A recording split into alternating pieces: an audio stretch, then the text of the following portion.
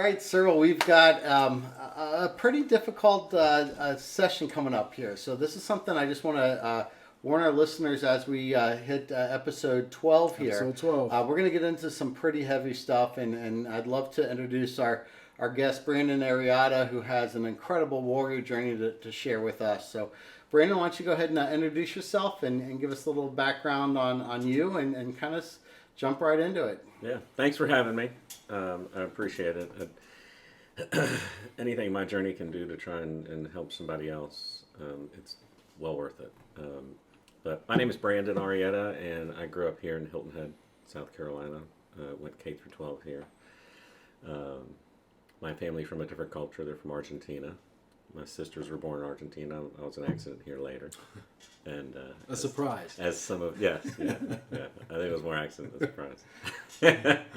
And, but in any event, and was in the accounting and consulting world, and then got into owning a restaurant because I grew up in food and beverage here at Hilton Head. And everything was going great on the surface, as things do, and in my more materialistic kind of world. And then our son Alex, I have 4 kids, so at that point had been married 20 some odd years happily, and business was going great. 4 amazing kids, and our third in birth order, Alex, was 9 years old in 2015, and was diagnosed with cancer. And so then everything changed. Suddenly the business didn't matter, just put the business on cruise control. Stayed with Alex. In 2016, we lost Alex to cancer. He was 10. He started a nonprofit, Lambs for Life, which is the shirt I'm wearing, and to bring comfort, hope, and support to kids with cancer. And so I went into that. And then our second in birth order, son, Coetzee, he was really depressed from that whole battle and journey. And 2 years ago next week, Coetzee committed suicide. We found him hanging from his ceiling fan in his bedroom when we went to go wake him for school one morning on January 13th of 2020. And from that, I responded in working with the White House and our state governor for some mental health initiative that we were successful with. And then right on the heels of that, finally that was just a bit too much for my wife, and she disappeared with our daughter, and they've been missing now almost 20 months. And so from that I responded by initially by just drinking for a month. And then had a spiritual moment and was saved on the beach one day, and just changed that part of my life around, saw things a little bit different, lost 120 pounds or so running every day, and created a economic rapid recovery platform for government, and I'm working with government right now, selling that to them and managing that property for them, and expanding significantly the scope of our nonprofit. So that's basically the little background and more recent history. And so there's been a variety of crucibles along the path.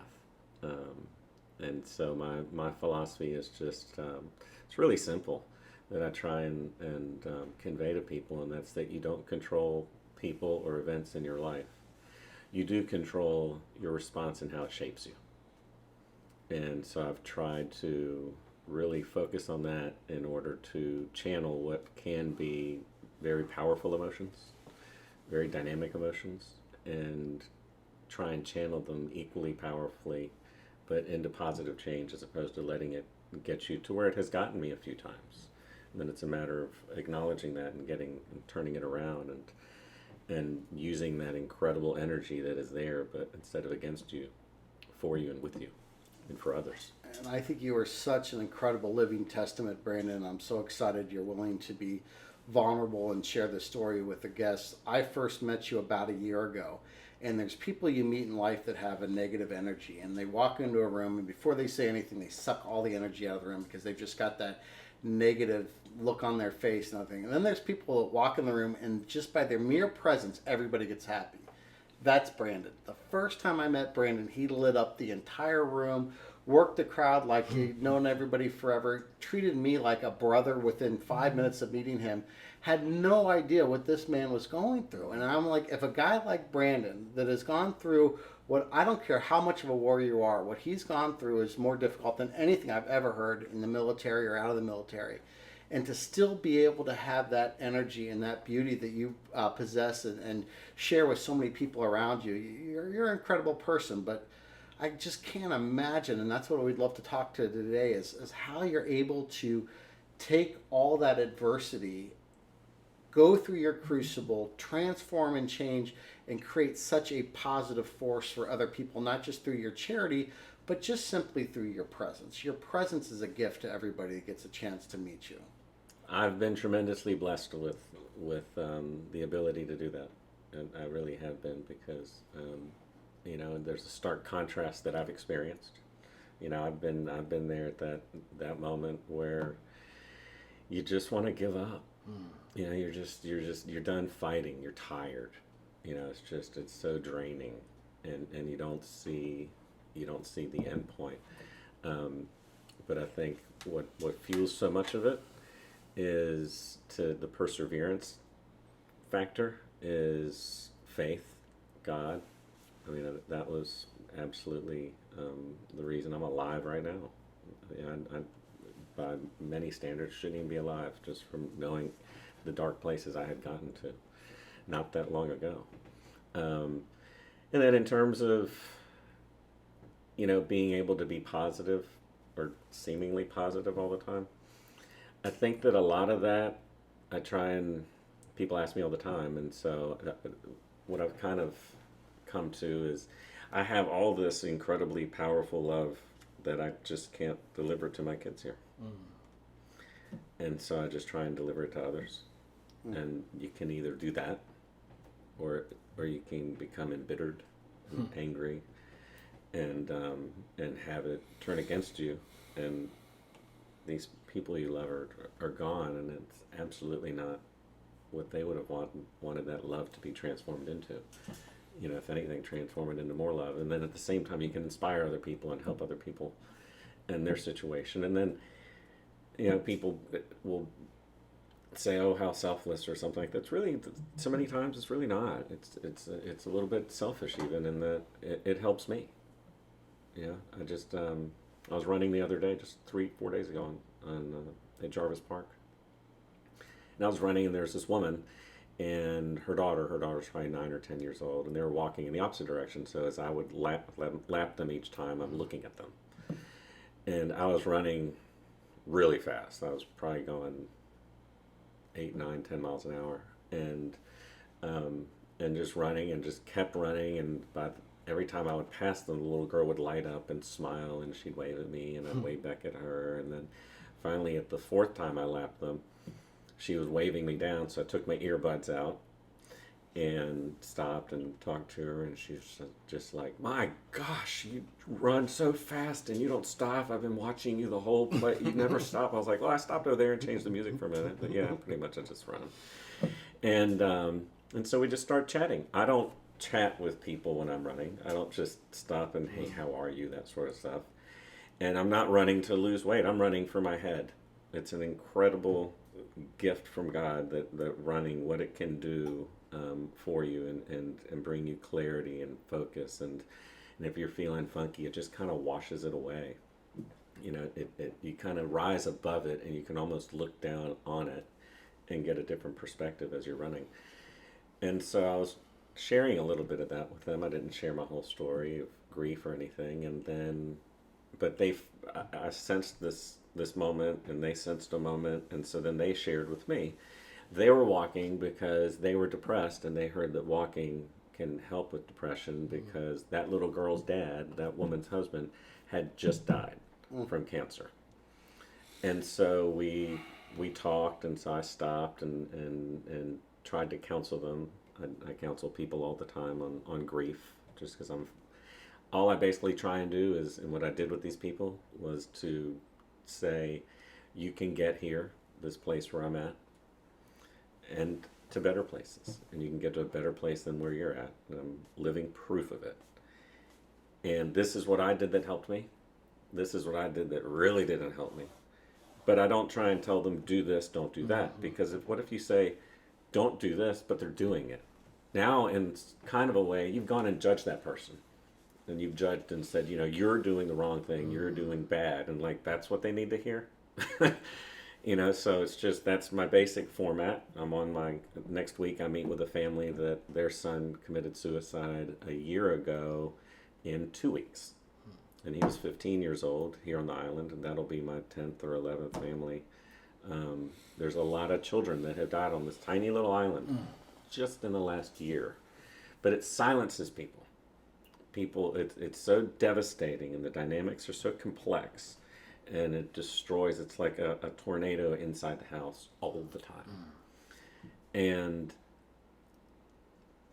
that's one of the motivating factors for me, is because I have found peace, and from the cancer battle with Alex and the organization he created, it began to provide a platform for where then I felt an obligation to share, because I was blessed with this ability to be able to reach people, or to be able to also reach very high levels of government and just influencers and stuff. And so I refuse to let anything silence me.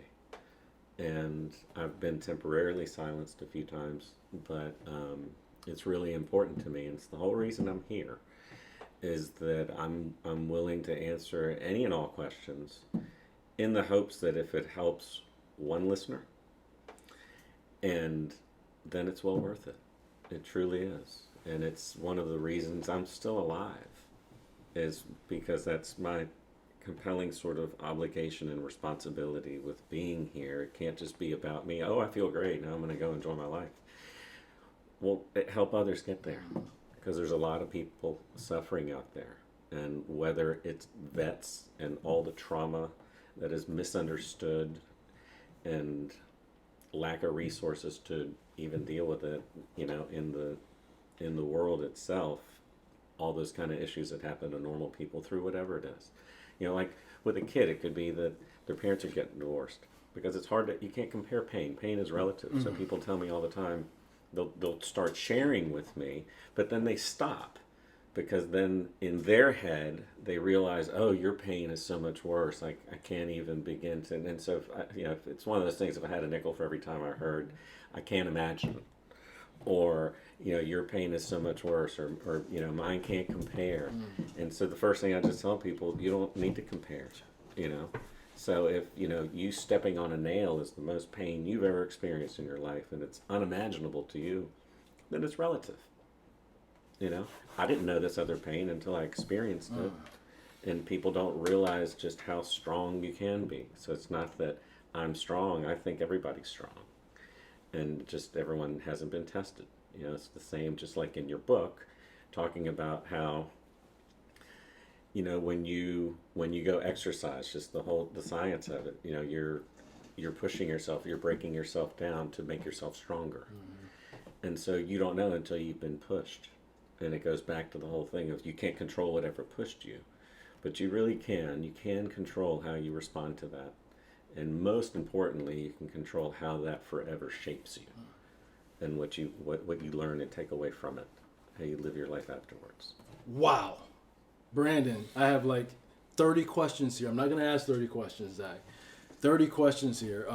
Thank you for being here. Thank you for your transparency. Thank you for your strength. Thank you for being an example. I think the thing that resonates with me, I had a couple things. One was, you can get to a better place.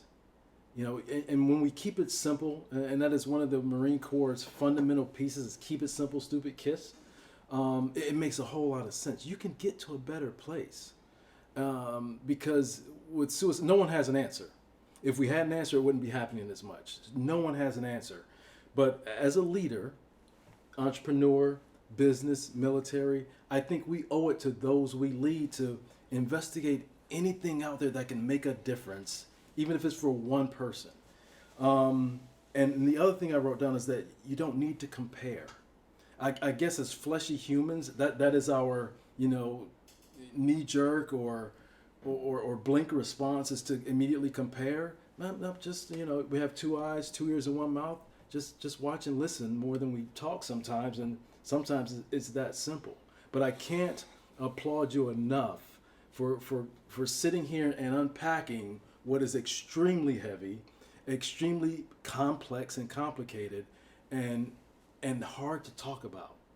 I think that there's so many dynamics in the suicide discussion, but if we're not unpacking it, then I think we're doing a disservice to the humanity at large, because no one has an answer. It's plaguing America, and no one has an answer. So we've got to start somewhere. Thank you. It's just such a complex set of dynamics involved in whatever suicide or mental health problems, and so by keeping it simple, you're not trying to address each and every little thing, because there's so many things you're not even aware of in that person. Everyone's wired differently, and sometimes all someone needs is to know that simple message that you can and you will get to a better place, and by standing in front of someone to prove that. It was 3 weeks to the day after we found Coetzee hanging, that within a couple, there was the whole planning of the funeral and all that, which that first week is just a blur. But then after that, it was this realization of childhood cancer impacting the entire family, and how the norm is to, you're going after the kid that's on fire. You're trying to put out this fire, you're trying to fix this cancer, and everybody else is going to be all right. You're just really focused on that. And resources are like that. Doctors are like that. The whole, everyone treats it like that, because it's, you got to save this kid. Right. Well, in the meantime, you have all this collateral damage that's occurring all around you, and you can't see it. You don't really recognize it. And so we lived it. And so within the first week of when Coetzee died, I went on all the airwaves and all the networks, because I had already had this platform from childhood cancer and all these people that were wired into our journey. And it was like, I just felt that, okay, I need to address what just happened. I need to get out there and just talk about it, and thank everyone, and ask for some time. So I went on the airwaves, did all that. That's still a blur. That was like, I think maybe even in the first week. And then all these families contacted me from all over the country that they had lost their similar stories. They had lost their child to cancer, and then 2-3 years later lost the sibling, another child, to suicide. And it was this familiar footprint. And so my thought was, okay, we couldn't save Alex due to science, due to whatever, right? We couldn't save him, but we could have done better by Coetzee and all the Coetzees in the world. And so I came up with the Childhood Cancer Family Protection Act to provide comprehensive mental health services to the entire family, emotional, psychological, because what happens when the kid gets sick, in the hospital, their infrastructure is there, social worker, everybody, to help that kid, because the kid is scared, confused. It's a child with a potentially life-threatening disease. How does the child process something like that? And so you have these resources on hand to help that child do that. But the other children who are also children, they're not getting access to this kind of resource. And you don't even think about it. You're like, you'll be fine. You're not sick. You're not dying. And even like, if they have an issue, you're almost just like, it's not cancer. Get focused. Your brother has cancer, and you just start dismissing stuff. And it's very natural. It's very natural. And the kids are, the whole childhood cancer thing silences families too. It's one of the problems with childhood cancer being so underfunded and everything, is that you hear about someone that survived or did not survive breast cancer, colon cancer, prostate cancer, all kinds of different cancers. You don't really you hear about someone who had childhood cancer. You don't really hear the story, because it just silences them. Over 90% of the families end up in divorce, even if the kid survives. Like, the divorce rate in childhood cancer is absolutely dragging. We somehow survived that. but not round two on the death of another child. And so when all these families reached out, it made a real impact on me that, okay, there's something that's not being addressed out there in society relative to suicide, but we kind of know what caused it. You know, so now suddenly we're not where we were at a minute ago, where we're like, well, we don't even know. Well, here we know. You know, we know. Surely we need to do something about that. And I was already working with the Trump White House inside, and they were very supportive and incredible after, like, immediately when Coetzee died. And as well as our senators and all kinds of other government folks. And had pitched this to them. I put it in a decipherable sort of business form and said, you know, this is what I think we need. And I'd worked it out. I saw that we had the infrastructure. We were just going to need some resources and some training. So we needed money. That's all that one came down to, money and authority. And they said, you know, well, let's pilot this. And they put me in touch with Governor McMaster here in South Carolina, who I didn't have all my stuff had always been federal government, so I didn't really have state government relations. Okay. And so 3 weeks to the day after Coetzee died, I went in and met with Governor McMaster to do my dog and pony show, and I had like a 15-minute meeting scheduled, and that's all you really get with those guys. And then if they like it, then they decide within 5 minutes, and then you're given to Bob or Susie, and you know, work with them, and you know, let's get this thing going. And then really the balance of that time is for the photographer to come in, you do a little photo op and all that stuff, you know, but your business time is like 5-7 minutes. And but he asked me when I came in, and he said, you know, I've been debriefed on your whole story. And I'm sitting there in the governor's office, and he said, I don't understand how you're standing here in front of me right now. It's been 3 weeks to the day. And I said, well, there's this little tiny island that you govern filled with people praying for me. And that's how and why I'm here. So I really need you to listen. And so he did. And then he canceled his next few meetings, brought his whole team in, and we worked it out and hammered it out right there over the course of 90 minutes in his office on his desk. Trump White House said they'd pay for half of it. So boom, we're off and going. He assigned it to MUSC as the agency, the official agency that would have it, because they receive public funds, and so they're an agency. And at the same time, COVID was happening. Because this was now in February of 2020. Okay. So we'd already cut off China travel, and you know, we've already done some stuff, and COVID was creeping in. And so that is now still a little bit on hold, but it's funded and it's ready to, we've started building the task force for it. But it's just how you can either let that moment eat you up and spit you out, or you can let it inspire you and try and figure out how you can prevent this, how you can help other people. And that's always been, I've always enjoyed helping people, but I was more selfish than I was helpful, typically through life. And it wasn't really until Alex died, not even when he got sick, and he started this, that started to change. And then it wasn't intense until, and it's sort of like the more intense your crucible, the more intense potentially the good or bad fallout is from it. Fair enough. And so as things got even more the pendulum intense, swings the same distance. As it got more and more intense, then my responses seemed to get more and more intense. You know, they're sort of proportionate to one another, if you let them be. Sure. You know, my immediate response, because then we did all that, I did all that stuff with government stuff after Coetzee died, but still as tuned in as I thought I was, still didn't really see what was going on in my own household. And that was, my wife was starting to act strange. The dynamics were really funky. We'd been together 28 years. We'd survived Alex's, we'd gone through hell and back. And then she disappeared. You know, I was having lunch with someone one day and about the mental health stuff. Okay. And at a restaurant here, Main Street Cafe, and we're looking out into the parking lot at window seat, and there was only one other table because it was COVID, so they could only have, and then shortly after that, indoor dining was shut down. Right. It was like right at the height when you couldn't find toilet paper and all that stuff.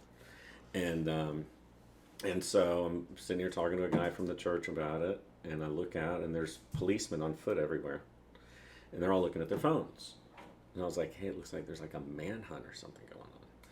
And so we're just sitting there waiting on our food to come. Then the food comes, and then I haven't even taken a bite of it yet. And the whole reason we went there was I was craving a burger, and Main Street Cafe has great burgers. and so burger gets there. All of a sudden, a cop walks in the restaurant and comes straight up to the table, looks right at me, looks at his phone. He was looking at a picture of me, and they were looking for me. And so he said, how are you doing? And I said, I'm fine. Can I help you? And he said, why don't we go to the hospital? I said, I'm all good. I appreciate it. And he said, no, let's go to the hospital. I said, no, thank you. I think we should. I said, are you saying I have to go to the hospital? And he said, yeah. I was like, well, and I probably can't take this with me. And I am a smart ass, and so I'm sure he didn't appreciate that, but I was like, I can't take this with me, can I? He's like, so he handcuffs me, puts me in his cruiser, takes me to the emergency room. They strip me, take everything from me, and give me some scrubs to wear. They put a bouncer outside the little stall in the ER, and they leave me there for 35 hours. No medications, food, water, nothing. And won't answer any of my questions. And so then another cop shows up at the 35th hour. Can't use the phone, anything. The whole time I'm just freaking out, thinking about my daughter. Of what can she possibly think where Dad is, and does she? And if she knows I'm in the hospital, what could she possibly be thinking about that? Just couldn't stop thinking about my daughter. And then another cop comes and gets me, puts me in shackles, like feet, the whole thing, and puts me in a cop car and takes me to North Charleston and puts me in a psychiatric prison against my will. And they still won't answer anything, and the whole intake process and everything is like about as humiliating as it gets and about as traumatic as it gets. And so I get through that. It takes like the better part of a day just to go through that whole process at a psychiatric prison. There's all sorts of things they got to do. And so then I get through that, and I'm finally in front of someone that can tell me what on earth is going on. And they said, well, the court has deemed that you're homicidal and suicidal.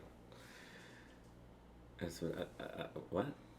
I said, I just met with the governor about mental health legislation. This is crazy. No, I'm not. And they said, well, we're going to hold you here for 15 days. What?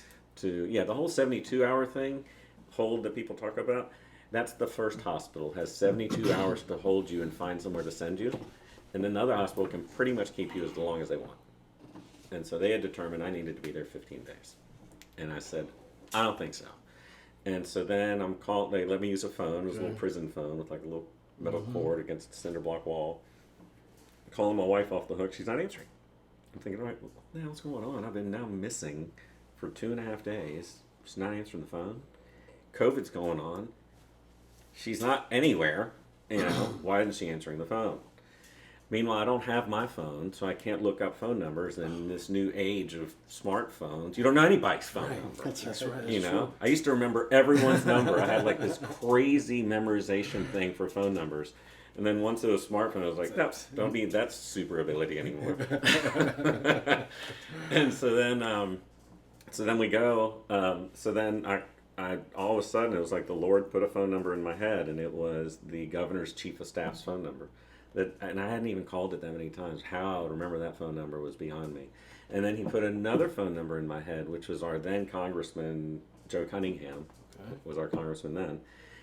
And I'd gotten to know him well, and I had his cell phone number. And anytime I'd called him in the past, it was to leave him a message, and then either he or somebody, whatever. But he never answered the phone. So I remember somehow these two phone numbers.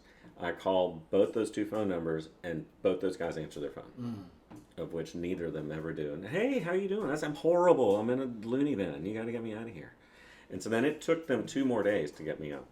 Even the governors. They have no authority over that. The only thing that in the end, all they were able to do was to tell the hospital, listen, we don't think he should be there, and so we're going to audit those medical records once he ever does leave, and if there's anything wrong with it, it could interfere with your funding. Gotta get their attention. All of a sudden, teams of doctors were coming in, and when I was at the Looney Bin and I'm talking to each of them, they each said, well, let me get on this, I'll call you back. And so I told the woman at the front, I said, listen, there's a couple of different phone calls that are going to be coming for me any moment now, so I'm just going to kind of sit over here. And God only knows the people she has to deal with. I mean, it's a Looney Bin. Okay. So she was very dismissive. She said, look, patients aren't allowed to receive phone calls. Get away from my face. You're like, the governor's going to call me. Yeah, sure, the governor's going to call yeah, me. exactly. I said, no, and I didn't even bother because I did think that far, like, oh, she's not going to believe it. Right. I said, look, I just want to let you know. There's a couple phone calls that they're probably going to make you get to me. I get your policy. I'm not trying to violate it. But just FYI, a couple phone calls are going to come in. My name is Brandon. I'll be sitting over here. Okay. You can sit wherever you want. No. I got you. So I go sit down. 2 minutes later, phone call. So I go over there, and then that's how all those wheels in motion started. Meanwhile, can't get in touch with my wife at all. Finally, on the day that I'm leaving, and I'm in scrubs, no one's giving me any of my stuff back. I can't prove who I am. I don't have anything. I'm just a guy in scrubs in another town. Call my wife and say, she finally answers the phone. Okay. I was like, why haven't you been answering the phone? I've been busy. And I was like, okay, whatever. Listen, I've been at the Looney Bin. I know exactly where you've been. And I was like, well, what is going on? She said, well, you're going to have to be there for another. I said, no, I took care of that. I'm getting out of here tomorrow morning, so I need for you to come up here and pick me up. Well, I didn't put you there. You're going to need to find a ride home. And hung up the phone. That's the last time I've ever heard her voice. That was May 20th not last year anymore, 2020. And, well, it turns out she was the person that put me in there. She went and said I was homicidal and suicidal, because then when I got back, she was gone, all the accounts were closed, my license was gone, passport, birth certificate, both the cars were gone, my daughter's gone, all her stuff's gone. I just come back to an empty house with nothing and can't prove who I am, can't do anything. And so my response to that was, after I couldn't find them, and was, well, I'll just drink a lot. Like a lot. And so I drank like 4 bottles of wine starting at like 8 or 9 o'clock at night. Not even an all day thing, just to be numb. This was just to be able to somehow figure out how I'm going to go to sleep. And so I would drink 3, 4 bottles of wine, go to sleep. It's horrible sleep. Wake up, equally horrible, and do the same stupid thing all over again. And just did that for like a month. And that was my response. And that's where anyone, and I share that with people to share that, I've been there. You can respond this way, and you can let that moment take you on a horrible dark ride. Because from there, then all the things she was claiming I was that put me in the Looney Bin, I was now becoming that because of my response. And I control that response. I didn't control her or what she did, Right. but I control my response. So I started walking to the beach. There was no, I wasn't going to work because COVID had shut the whole island down. And so I was just drinking and walking around. And so I started walking to the beach. I weighed like 300 pounds. And started walking to the beach. And then this would be like June, July 2020. And then started walking and praying, and then just had a moment where all of a sudden I was at total peace. Like before, the triggers that I had before, which were like a million of them. Any little thing that would suddenly just like trigger me into a depression or anger or some kind of negative emotion. They didn't exist anymore. I was just totally at peace. I had a completely different mindset and perspective. And then I just didn't want any more wine. And so then I didn't drink a drop of any kind of alcohol for 7, 8, 9 months, something like that. and then just started jogging. Never done that before in my life. Okay. On the beach, and then started running. Way never done that before. And the only time I'd ever run before, I was really young. I was like 17. There's like this 20-something-year-old girl, and she's like, "Yeah, I really enjoy running. You want to go running?" I was like, "Of course I do. I love to run." You know. And then after that period of time was gone, I never ran again. Okay. And then started running, and then and it started helping my head, and I started feeling better, and I started having clarity, because when you get down, whether it's from drinking, whether it's just from your own mind playing tricks on you, but once you get to that dark place, it just feeds itself. You know, it's the snowball effect, where you start a little, you know, you roll snowball down a big hill, and by the time it's at the bottom, it's enormous. And Again, it just keeps it's getting bigger and abyss. bigger. The abyss is consuming you. The longer you're closer to It that draws abyss, you in, and it's easy. It's easy. It's easy to just keep sliding as opposed to climbing. Right. You know, climbing's a lot harder than sliding. And so I just kept sliding, and then all of a sudden I found myself in a place where my head was different. And so I started climbing. And I was only climbing to do things that were making me feel better. So like the running was only just to get my mind right. Okay. But at the same time, I was dropping like 12, 15 pounds every single month, because I was also not craving any of the weird foods anymore. It was the weirdest thing. Like after Alex died, and I had not an equally powerful spiritual moment, but where I had some spiritual peace after Alex died, I was eating for comfort, like eating anything and everything near me just to feel better, you know, comfort food stuff. Right. And we had restaurants that made it even worse. But it was very different this time. And some of that, I think, is like back to that conversation of the more intense the challenge or the crucible, that if you do get through it, the more intense the response and the strength that you achieve from it. And so you can look at adversity and say, you know, I almost like it because I'm at a mindset to where it's just going to make me stronger. So I dare you to bring me adversity at this point. It's a warrior mindset. You know, you became unbreakable. and You are unbreakable. It is an unbreakable mindset, and you know, and I like our friend Rich. Yeah, he said, we were talking about that one day, of just, not that I'm fearless. I mean, I wouldn't want to fall out of a plane without a parachute or something like that, you know. But I don't really fear anything. And A, my trust in God, and then B, what I've experienced, to know that, you know, what is fear. You know, Brandon, it's you dealing with the unknown. But Rich said it best when he was like, you know, I'm the same way, because if I was able to survive all the stuff in Vietnam that I survived, and then come back to this world, start a new life, and then survive. He also lost his son to cancer. He said, and then if I was able to survive that, I can survive anything then. Brandon, this has been incredible. I have a lot of questions, but honestly, I just don't feel adequate. I think you've covered every possible thing. So I don't know if you've got any last save rounds that you'd like to share. Only saved round is in listening, learn more and more, and that you've mastered one of the Marine Corps fundamentals. Know yourself and seek self-improvement. You are the picture of that. So I thank you for that.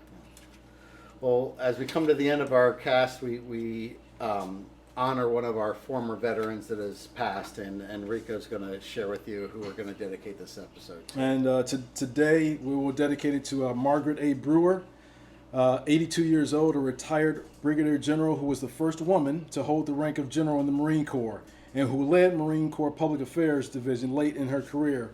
She died January 2nd, 2013.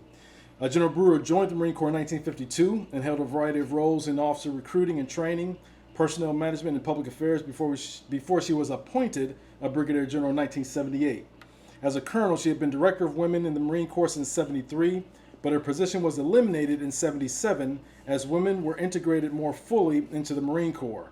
After serving as deputy director of information, she was nominated to lead the division, but the director was required to be a general. General Brewer reorganized the department, which was renamed the Division of Public Affairs before she retired in 1980.